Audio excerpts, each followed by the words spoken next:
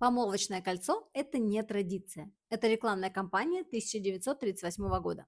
1938 год. Великая депрессия. Алмазы не покупают. Как, в принципе, и вообще ничего не покупают. Компания De Beers нанимает рекламное агентство и запускает гениальную операцию. Бриллианты появляются на пальцах голливудских звезд.